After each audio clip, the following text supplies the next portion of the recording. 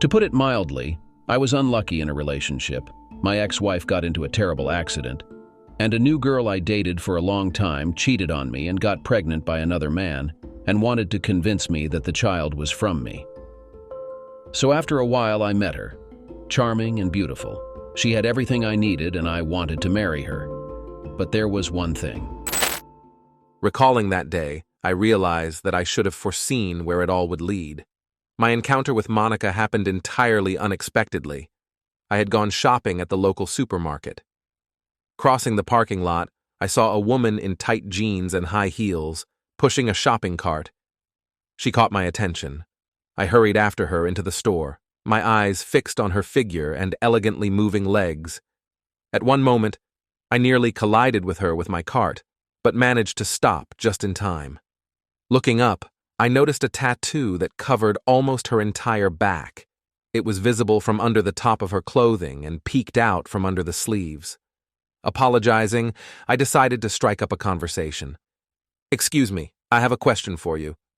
She turned to me, and I saw her face. It was as attractive as her figure. "What question?" she asked. With some awkwardness, I asked, "I'm really embarrassed to ask this, but I would be interested to see your tattoo in full. How much would I need to pay you to show it to me?" A second later, I realized I had asked something utterly ridiculous, but there was no turning back. She laughed, looking around, and offered a price of $1,000. Seeing my surprise, she played on my feelings, asking if she wasn't worth that much. I admitted that she was undoubtedly worth much more, but it was beyond my means. When she asked about my price offer, I honestly replied that I hadn't even imagined the conversation going this way. After confessing that I only had $69, she said she wouldn't do anything here and now, especially for such an amount. However, as she was leaving, she smiled and said I was very sweet and suggested I contact her in an hour, handing me her business card. I watched as she walked away, noting every movement of her figure in tight jeans. Looking at the business card, I learned her name was Monica Ensign and that she worked in real estate, memorizing her phone number and email address. I slipped Monica Ensign's business card into the pocket of my shirt, intending to call her, considering that my checkbook was left at home. Once Monica had left, I decided not to spend my last $69 on purchases. Therefore, leaving the empty cart in the grocery section, I went home. At home, I took a shower and changed into clean clothes, noticing that it had been an hour and 5 minutes since getting her business card. Pulling my phone from the charger, I immediately called her. "Hello? You don't know my name, but I'm the guy who was so keen to see your tattoo. By the way, my name is Rob," I began, surprised at my own boldness. "I didn't even expect you to call," she replied. "Thought it was just a joke." I asked if she always gave out her number so easily, to which she said she found me sweet and was intrigued by my offer. "What were you expecting from this call?" she asked. "I have no idea, but you said I could call in an hour, so I was hoping you had something in mind," Elle replied. I confirmed my desire to see her tattoo, to which she stated it would cost me money. "How much?" I asked. $69 and dinner," she replied. I agreed and asked when would be convenient for her. She gave me the address of her apartment, and I told her I would be there in 15 minutes. When I arrived, she greeted me in jeans and heels, but in a different top that concealed her tattoo. She quickly grabbed her purse, and we headed to my truck. She chose a restaurant where, instead of dinner, we exchanged life stories. She was a 24-year-old single mother, working as an office manager at a real estate firm, enjoyed bowling, and read an average of 2 books a week, currently having 9 books checked out from the library. For my part, I shared that I am a 26-year-old single logistics manager at a national transportation company. My leisure time is limited to playing in a men's bowling league. My musical preferences lean towards country western, and I seldom spend time reading or watching TV. In my free time, I work on restoring cars. My current project is a 1993 Mustang convertible, which, it turned out, interested her, She also drives a Mustang convertible, but a 1997 model in black. This car was passed down to her after her husband's death, who died, leaving her in a difficult situation. She told me everything was fine until she got pregnant by her husband, who was adamantly against having children. When she informed him about the pregnancy, he decided to leave and joined the army, where a training parachute jump ended in tragedy, resulting in his death. In turn, I shared a similar story about my marriage. I wanted children, while my wife was against it. After 2 years of her persuasion and attempts to convince me to have a vasectomy, she decided to leave. On the day she left, not noticing a traffic signal, she was hit by a truck. My contemplations about reversing the vasectomy and the desire to have children became pointless. As it turned out, I was infertile.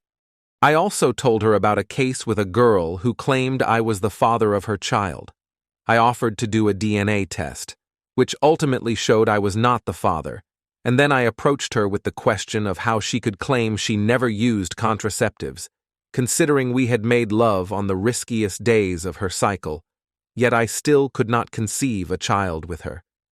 I've always dreamed of having children, and came to the conclusion that it's worth thoroughly checking everything.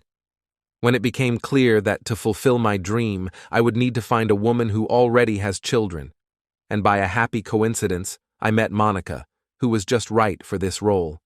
After the restaurant, we went to her place. She gave me a bottle of beer and took my $69, after which she began to undress gradually, causing me a slight arousal.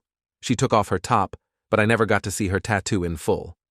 "Do you think the payment was justified?" she asked. "No, it seems you've deceived me," I replied. "I paid to see your tattoo in full, but your bra is hiding part of it." "Oh, but you misunderstood the terms," she countered. "You paid for me to take off my top, but the bra wasn't mentioned." I remembered that when we discussed the price at the store, I clearly said I wanted to see the entire tattoo, and she confirmed the cost was $69 for that, without any clarifications. But we agreed that I would see everything, no exceptions, I insisted. "All right, let's find a compromise," she offered. "I agree to take off my bra, but in return, you also undress. After all, you want to see my tattoo, and I want to take a look at what you were flaunting in front of me today." This turn in the conversation was unexpected for me, but at the same time, it was a very spicy proposition. The beginning was easy. I started unbuckling my belt, while Monica was already removing her bra, letting it fall to the floor along with her underwear. She managed to inspect everything well before slowly turning her back to me, showing not only her tattoo but also what her bra usually concealed. Her breasts were simply magnificent. Monica's breasts looked like 2 perfect cones pointing straight forward. "Well, how do you like it? Is it cool?" she asked, sensing my admiration. "It's more than just a tattoo. I'm talking about your breasts. They're simply stunning," I replied, confessing my awe. "Ah, you sly dog. You never wanted to see my tattoo. You were interested in my breasts from the start," she noted with reproach. "No, that's not true. Your shirts, including the one you wore in the store and the one you're wearing now, were so loose that I couldn't even imagine what your breasts looked like," I tried to justify. She looked at me mockingly. "You must really like them, if they have such an effect on you." A minute later, she knelt down in front of me, took off her high heels, pulled down her jeans, and stepping out of them, commanded me to hurry up and get rid of the rest of my clothes. I immediately complied, after which she led me to her bedroom. I lost track of time with her. It was something unbelievable. Lying there, I tried to catch my breath, astounded by this incredible woman. Her body was adorned with tattoos, among which were geographical symbols. I prefer to remain silent about the locations of these images. After 4 rounds, when I finally got up from the bed and headed to the living room for my clothes, Monica suddenly asked me, "Where are you going?" I replied that I could no longer continue as I was tired, to which she objected, "You can't just treat me this way and leave without giving me a chance to cuddle. You need to turn back the clock by 6 hours. I have a workday tomorrow." Agreeing, I set the alarm and returned to her embrace. Soon, I drifted into dreamland. When the alarm went off, I woke up to Monica holding me tightly. As I moved, she opened her eyes and tenderly said, "Good morning, dear. It's time to get up." But I objected, saying that if I wanted to arrive at work on time and please my boss, who values punctuality, I needed to get going. Getting out of bed and dressed, Monica walked me to the door, kissed me, and jokingly said she would pay me $69 if I came back in the evening. I hadn't planned on returning, but some mysterious forces led me back to her. She greeted me in an enticing outfit and handed me the money, and the story repeated. The next morning, as I prepared to leave, I offered her the same amount for the chance to return in the evening. She agreed without surprise, and this continued for the next 3 days, until on Saturday she told me, "Sorry, dear, but Melanie is coming back tomorrow afternoon, and I need to act like a mom again." Suggesting we meet on Tuesday evening, I concluded our date for Tuesday. Time flew by quickly, and Tuesday arrived, and I was getting acquainted with 6-year-old Melanie. Her mother, Monica, introduced us, and I, extending my hand, politely introduced myself. "Nice to meet you, Miss Melanie." The little girl's handshake in return, accompanied by words about being friends with her mom, made me smile. I promised to try to be a good friend to her mom, to which Melanie complimented me, acknowledging that she liked me, as did her mom. We left Melanie with a babysitter, and Monica and I went out to a restaurant. Leaving her apartment, I inquired about the choice of restaurant, but Monica, laughing, pointed to my apartment as our final destination. At first, I didn't catch the hint, but soon everything fell into place. Upon arriving at my place, Monica immediately hurried to the bedroom, having left her clothes behind the door beforehand. Her actions were clear and decisive, as if she already knew every corner of my home. She settled on the bed, waiting for me, and as soon as I joined her, she whispered about being ready for dinner. That moment was for us both an oasis in the desert. After making love, Monica and I had a conversation where she shared stories about her past, her days with bikers, and her tattoos. She confessed that her marriage to Dan had changed her, tempering her passion for adventure. Monica admitted that she had been without male attention for a year, and that our meeting in the store was clearly not a coincidence. Upon seeing me, she felt a wild attraction towards me. After brief conversations, we went to sleep, I went to work, and Monica went to her daughter. Returning from work, I found Monica at my home, expressing a desire to spend the evening not just anywhere, but specifically in my bedroom. I expressed a desire to see more in our relationship than just sex, to which she replied that we had plenty of time ahead, but for now, she needed to make up for the lost year. I never aspired to be someone who positions himself against women, so when the time came to say goodbye and Monica was about to leave, I decided to suggest we meet next Saturday. "Melanie, you and I could go to the zoo. What do you say?" I asked, hopeful. Monica looked at me in surprise, as if I had suggested something incredible. "Are you serious?" she wondered. "Of course I'm serious. Why not?" I replied, trying to understand the reason for her surprise. She told me that many men she had dated before saw her daughter Melanie as an unwanted burden, so my suggestion to include Melanie in our plans was a real surprise for her. "Not all guys are like that," I said, trying to convince her that she had finally found someone who genuinely cares, not only about her, but also about her daughter. Saturday morning arrived, and I was awakened by an early call from Monica. "We'll have to postpone our meeting," she said. "The water pump in my car has leaked, and I need to take care of its repair urgently." I responded instantly, "Don't worry, you won't need the car today. I'll take care of the pump myself tomorrow." Monica objected, but I insisted, explaining that I offered my help voluntarily. As Monica objected more, I fired the ultimate argument. "You don't want to disappoint your daughter, do you?" I reminded Monica. Agreeing with me, she admitted that she couldn't cancel the outing. The day at the zoo turned out to be splendid. Melanie didn't let go of my hand, we fed the animals, she happily ate a hot dog, and when she got tired, I carried her on my shoulders. All the while, Monica watched us, marveling at our closeness. Upon returning home, Monica offered me a beer.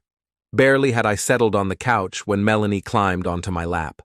Returning with the beer, Monica sternly told her daughter, "You can't just climb onto Rob like that. He's my friend." To which Melanie replied, "But I like him." I rushed to reassure Monica. "It's no trouble for me. She's happy." However, Monica expressed concern that Melanie was taking her place next to me, which seemed strange to me. The evening ended with reading fairy tales to Melanie. Before bedtime, she asked me to read her a book. After Melanie fell asleep, I was left with thoughts on how important these moments are for all of us. The next day, we went to the auto parts store to fix Monica's car. Passing by a park, Melanie noticed children playing on swings and slides, and her desire to join them was obvious. While I was swinging Melanie, Monica was looking for a babysitter for the evening on her phone. Fortunately, she found a suitable person. Then, we decided to stop by a fast food restaurant for dinner, after which I drove the girls home. As soon as the babysitter arrived, I thought Monica and I would go somewhere, but it turned out she just wanted to rest and had no plans for me. At that point, I inquired when we could meet again. She explained that with the onset of the fall leagues, her schedule would be tight, because she was planning to play in 2 bowling leagues. I suggested dropping one of the mixed leagues to find time for us. However, Monica expressed her concern that finances for a babysitter limited our ability to spend time together, saying she needed to save some money to afford babysitters so that we could meet. Monica also shared that sometimes she has to work late, which makes our meetings difficult. I offered to help look after Melanie during those times, but Monica stressed the importance of spending time not just with me but also alone with her daughter. Then, I declared my intentions. "I think now is the right time. I want you to know that I plan to marry you," I said, and silence filled the corridor. She admitted that she wasn't trying to exclude me from her life, but wanted to slow down the marriage discussion since we had only known each other for 2 weeks. This confession led me to reflect on how well we know each other and what steps we need to take for our future to be honest and open. I recognize that was a bold statement, but I've never been so sure of my words as I am now. Just know this: I'm ready to do everything and give you time, but I want our dates to continue, and I have an idea. I paused for a few seconds and continued. "How about we play in one of the mixed bowling leagues? I see it as a date, and we'll take care of the babysitting." I think that's a great idea," she said, unsurely. I decided not to back down and continued. "How do you feel about joining me for a barbecue at my parents' next Sunday? I know I promised to give you the choice, so here's an alternative. We could have dinner at my place instead. I promise you'll be amazed by how well I cook meatloaf," I said, and waited for Monica's reaction. "I think it's a good idea. I agree to the second option," she said. "Let's meet at 7 p.m. on Monday," I replied, and we said our goodbyes. On Monday, I returned home at 5:30 p.m. and immediately started preparing dinner, which was in the oven by 6 p.m. Then I dedicated some time to cleaning the apartment. It wasn't in perfect order, but I tried to improve the situation. When Monica and Melanie arrived at 7 p.m., I suggested they relax in front of the TV while I finished up with dinner. However, Melanie insisted on helping. "I'm grown up and know how to set the table," she declared. I showed her where the utensils were and placed the plates so she could reach them. Monica happily watched from the living room as I guided Melanie, trying to prevent her from dropping anything. Melanie attempted to lay the utensils correctly, but her initial attempts were unsuccessful. Despite the slight confusion, her efforts were commendable for a 6-year-old. I took the meatloaf and baked potatoes out of the oven, along with a salad from the fridge, and we sat down to eat. That evening, Melanie completely took over the conversation at dinner, enthusiastically sharing details of her day at school. She talked about her friends and, notably, about a new boy named Jeffrey. Unable to resist, I asked her if she thought she was too young for such relationships. Melanie, with unwavering confidence, replied that if her mom could have a boyfriend, so could she. Surprised, I looked at Monica, posing the question. She responded with a half-smile, hinting that I was that boyfriend. After dinner, leaving Melanie to watch cartoons on TV, Monica and I played cribbage and talked about the coming day. We discussed that the next day, while Monica went bowling, I would take care of Melanie. The plan was simple. I was to put her to bed early to avoid waking her up when Monica returned home late at night. Before bed, I wished them both a good night and went to rest. The next morning, Monica called, informing me that dinner would be ready by my arrival. Arriving at 6 p.m., we dined together before Monica left for bowling. Melanie expressed a desire to play a grown-up game, implying cribbage, which Monica and I had played the night before. Realizing the game might be too complicated for her, I suggested we learn to play Go Fish, a more age-appropriate activity. Melanie quickly grasped the game, though she had some trouble remembering the cards.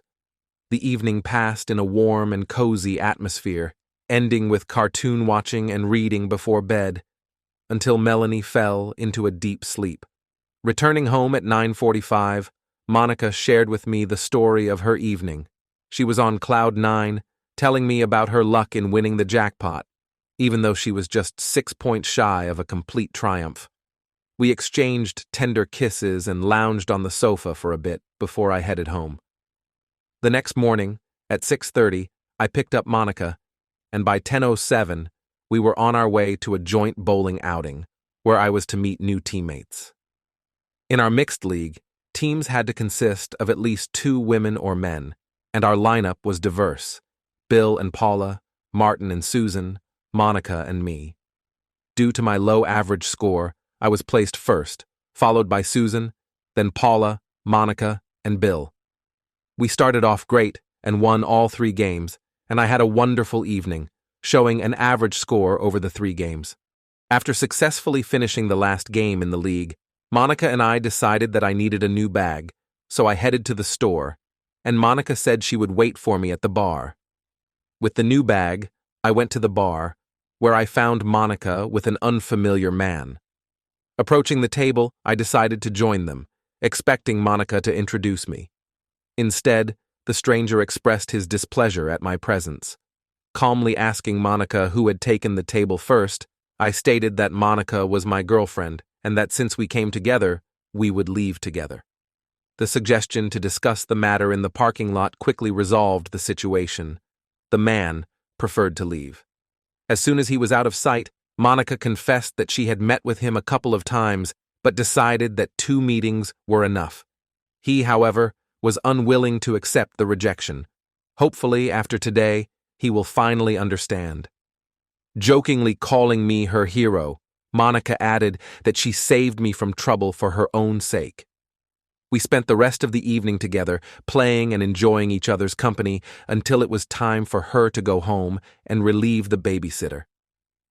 The next time I was to sit with Melanie occurred a few days later when I returned from work to Monica, who had already prepared dinner, and as a dessert, I received a kiss from her, soon after which she left me with Melanie.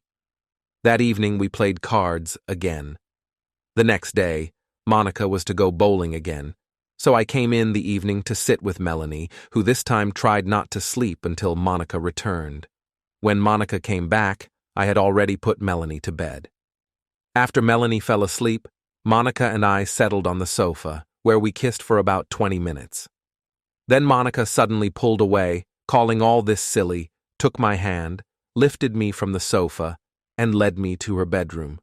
As soon as the door closed behind us, she began to undress and commanded me to follow her example and act according to the plan. We quickly found ourselves in bed, and after everything was done, we went to sleep. The next morning, as I was about to leave, I suggested to Monica and Melanie to accompany me to the workshop and then have a picnic in the park. Monica agreed, thinking it was a great idea. I promised to pick them up at 9. The following morning, I picked up the girls and we headed to the gas station where a man was already waiting with my car, ready to follow me to the paint shop. Ray, the owner of the shop, greeted us and, as usual, asked if I planned to keep the car or sell it. This time, I was indecisive, though I usually responded without hesitation. Ray was surprised when I named my price, which he agreed to, finding it reasonable. I needed the money not so much for myself as for our future family with Monica. I was absolutely sure that we would get married, and I wanted us to move from the apartment into our own house. I had the money for it, but you can never have too much. My bank account had a little over $435,000 spread across checking accounts, savings accounts, and certificate of deposits. Additionally, I had an investment account with a reliable broker whom I trusted as much as my own brother. Despite this, I doubted whether these funds would be sufficient to purchase my dream house. Therefore, I was eager to increase my savings.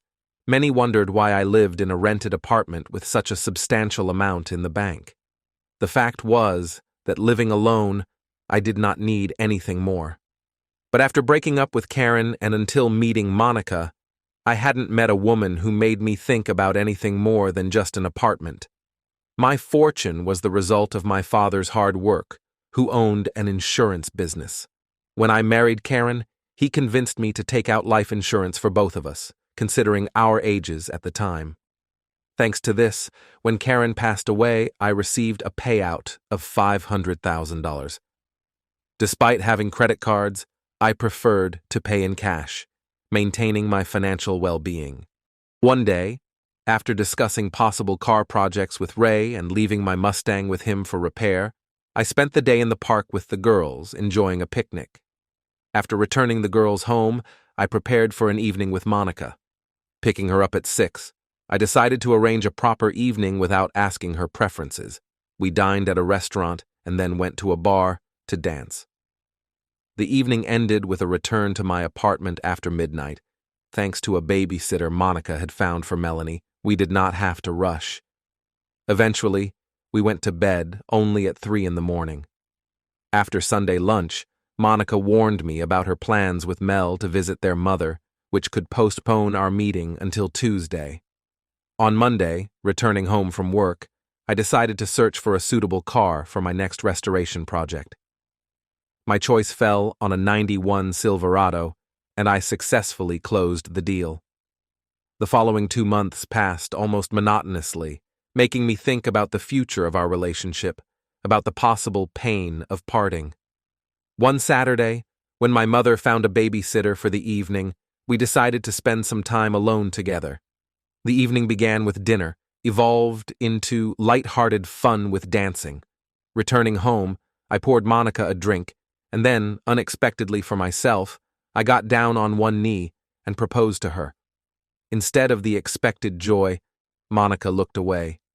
Minutes of silence stretched until she finally turned to me. Her words were unexpected. "I'm afraid of this, dear. Our relationship brings me happiness, but I feel it's time for revelations. You might want to retract your proposal when you find out what I'm about to say." She started. "I am ashamed of that period in my life. Let's just say, before meeting Dan, I was a girl of easy virtue, and it started back in high school. Just a couple of days after graduation, I gave myself to my neighbor Drew, who didn't mind taking advantage of me. We started dating him and had sex at the first convenient opportunity in any place. And one day we were invited to a party where Drew and I found a spare room, and we started having sex there. That night I was very drunk, and Drew left me after we finished the process, under the pretext that he went to the toilet and then he came back and we went around the second circle, but only after a while I realized that I had sex with another guy. But to my surprise, it didn't bother me, and so that night I had sex with all of Drew's friends who were just watching. After that, I went to college and hung out with bikers who protected me. In return for having sex with them, it was a profitable collaboration because I really liked sex.